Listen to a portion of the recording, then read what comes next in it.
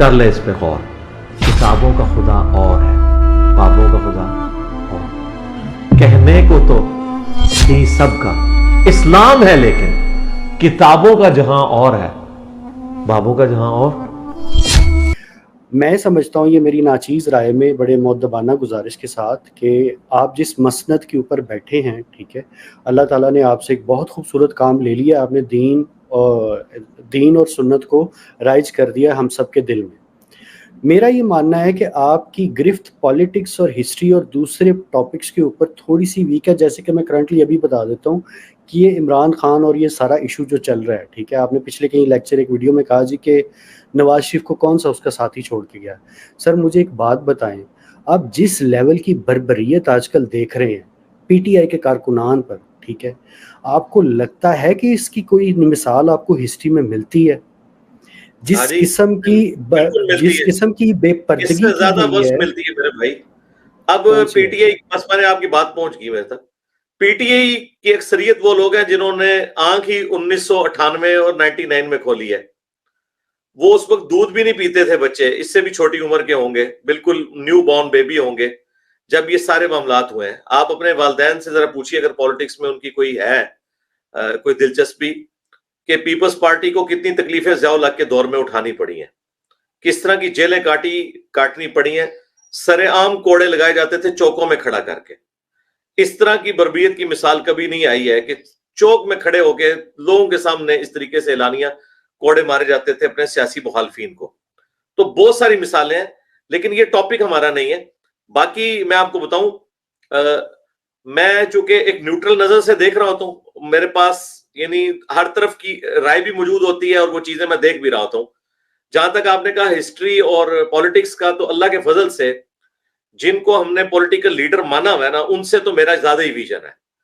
یعنی میں نے جو کچھ خان صاحب کے بارے میں باتیں کی تھیں جو پی ٹی اے والوں کو یقین نہیں آتا تھا, وہ ایک ایک کر کے صحیح ثابت ہوئی. اچھا, وہ باتیں جو اسٹیبلشمنٹ نے یعنی کی, ان کے بارے میں تو ہو سکتا ہے کہ کوئی کہے کہ مجھے اسٹیبلشمنٹ نے فیڈ کر دیا ہوگا اپنا پلان, حالانکہ ایسا نہیں ہے. آپ سب لوگوں کو پتا ہے کہ میں شروع سے اینٹی اسٹیبلشمنٹ بیانیاں رکھتا ہوں. خان صاحب کی پولیٹیکل پیدائش سے بھی پہلے میں نے 2013 میں خان صاحب کو ووٹ ڈالا تھا. 2014 میں جب یہ کنٹینر پہ چڑھے تو میں نے کہا آپ غلط لوگوں کے ہتھے چڑھ گئے.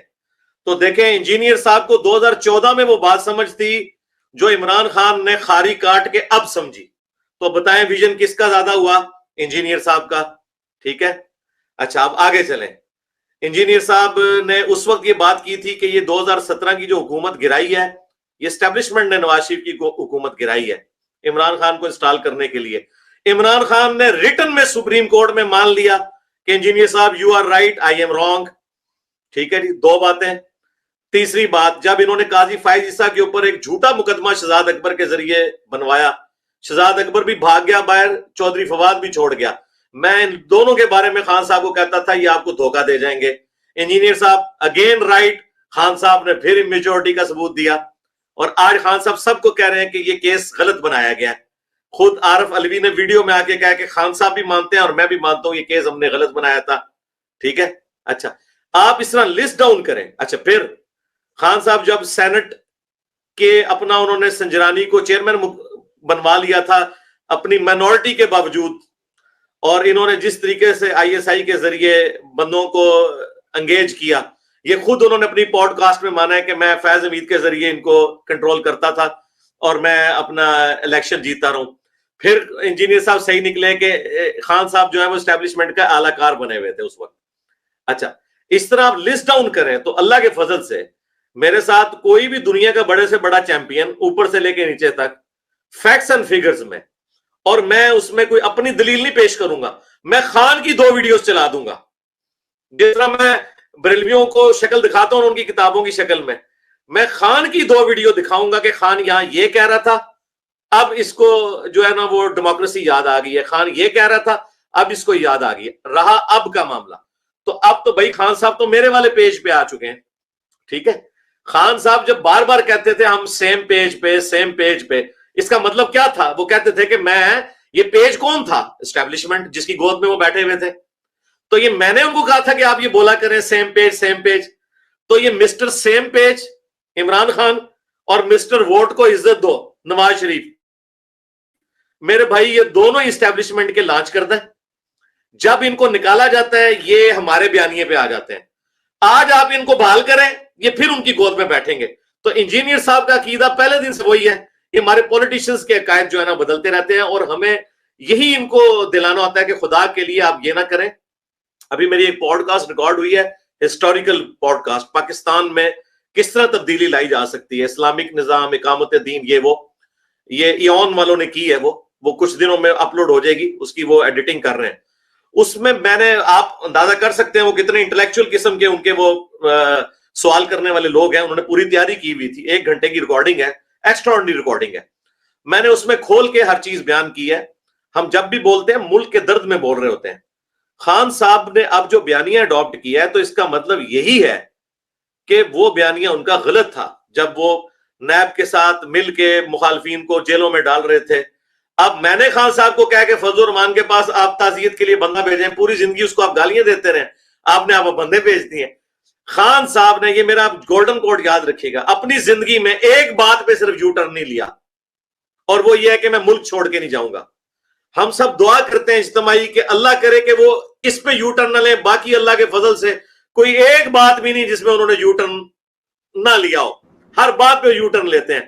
یہ دعا کریں کہ یہ آخری ان کی خیر باقی ہے ان کے جسم میں، یہ ان کی قبر تک خیر ان کے ساتھ جائے گی، کہیں وہ باہر نہ چلے جائیں نواز شریف کی طرح. ٹھیک ہے، تو پھر طے ہو گیا کہ وہ پھر باقیوں سے اس معاملے میں تو بہتر ہے، ملک چھوڑ کے نہیں بھاگے. میرے بھائی کیوں نہیں بہتر؟ لیکن اگر آپ یہ کہیں گے کہ وہ ولی اللہ ہے جس طرح پی ٹی آئی کے لونڈے لپاڑوں نے مشہور کر دیا ہے، اور اس کو ایک مذہبی پیشوا بنا کے پیش کر رہے ہیں، ایک کریکٹر والا انسان پیش کر رہے ہیں، معذرت کے ساتھ توشہ خانہ سے لے کے اور فرح گوگی سے لے کے اور ملک ریاض سے لے کے یہ ساری چیزیں اب عوام کے سامنے آ گئی ہیں، اور اب وہ فیض حمید کے جو کیسز لگنے شروع ہیں وہ آپ کے سامنے ہیں. تو میں یہ کہتا ہوں کہ یہ ہاں اندھوں میں کھانا ہے، یہ اندھوں میں کھانا ہے. باقی نہ یہ مذہبی پیشوا ہے، نہ یہ کریکٹر والا انسان ہے کہ آپ اسے مذہبی پیشوا بنائیں، نہ اس کا اور میرا کوئی کمپیریزن بنتا ہے کہ میرے اسٹوڈنٹ اس کو اس کے ساتھ کمپیئر کریں. بھائی نہیں، اللہ کے بندوں چھوڑ دو. مجھے تو ان کی پرسنل باتیں بھی پتہ ہیں، لیکن میں پرسنل تو کسی مولوی کی بھی بات کبھی ہائی لائٹ نہیں کرتا، چاہے جائے کہ میں ایک پولیٹیکل لیڈر کی کروں گا. بس میں یہ اپنے بچوں کو یہ درس دینا چاہتا ہوں کہ خدا کے لیے ان لوگوں کو آپ آئیڈیلائز نہ کریں.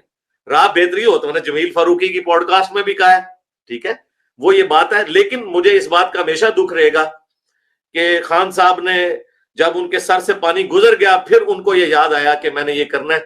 انہوں نے خود وہ ایک اور بات بھی، باجوہ صاحب کو ایکسٹینشن دے رہے تھے، میں شروع سے کہہ رہا تھا کہ کسی فوجی کو ایکسٹینشن نہ دیں، فوج کا ادارہ برباد ہو جائے گا. اب خان صاحب کہتے ہیں میری غلطی تھی. تو خان صاحب کی غلطیوں کی ایک لسٹ ہے، ٹھیک ہے. تو یہ غلطیاں اگر پی ٹی اے والے نہیں مانتے اور کہتے ہیں خان ادھر بھی درست تھا، خان ادھر بھی درست تھا، تو اس کا کیا مطلب ہے کہ انہوں نے اسے منی پیغمبر ڈکلیئر کر دیا.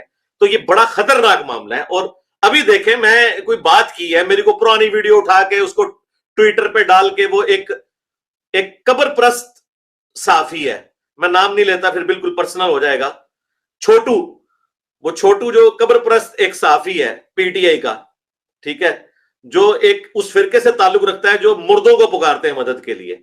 اس نے میرے خلاف ایک ٹویٹ چلائی کہ جی انجینئر صاحب کو لگتا ہے کسی نے نوکری پہ رکھ لیا ہے. یہ وہ لوگ جو خود فیض حمید کی نوکری کرتے رہے، ٹھیک ہے جی، ان لوگوں نے مجھے یہ کہنا ہے، میں نے تو تم لوگوں کو چھوڑا 2014 میں کنٹینر پہ ان کی نوکری کرنے کی وجہ سے تھا، تو مجھے تم اسٹیبلشمنٹ کے خلاف بیانیاں سکھاؤ گے، ٹھیک ہے. جو فیض حمید کی تنخواہوں میں پلتے رہے یہ سارے صحافی اور یوٹیوبرز، یہ آج ہمیں آگے بتائیں گے اور میرے خلاف ٹرینڈ چلا رہے ہیں. ایک بندے نے ایک ٹرینڈ چلایا کہ جی انجینئر صاحب نے کوئی عہدہ قبول کر لیا ہے. وہ لوگ جو خود ان کے عہدے قبول کرتے ہیں مجھے کہہ رہے ہیں بھائی مائی فٹ کوئی بڑے سے بڑا عہدہ. میں ان کے دور کے اندر، خان صاحب کے دور کے اندر مجھے بھی اپروچ کیا گیا، ٹھیک ہے، تو میں نے ان کی کسی بات کو ایکسیپٹ نہیں کیا، کسی عہدے کو ایکسیپٹ نہیں کیا. اب تو میں نے کیوں کرنا ہے؟ میں تو کبھی بھی اس سسٹم کا اہل کار نہیں بنوں گا جس میں مجھے یہ بو بھی آ جائے کہ اس کام کے پیچھے اسٹیبلشمنٹ ہے. جس طرح میں اپنی توحید میں اور اہل بیت کے دفاع میں خالص ہوں نا، اس طرح یہ میرے جینز میں ہے کہ میں اسٹیبلشمنٹ کا اعلی کار نہیں بنوں گا کبھی بھی. جو بھٹو بھی بن گیا, جو نواز شریف بھی بن گیا, جو بے نظیر بھی بنی اور عمران خان بھی بن گیا. ٹھیک ہے, میرے جیز میں ہے یہ.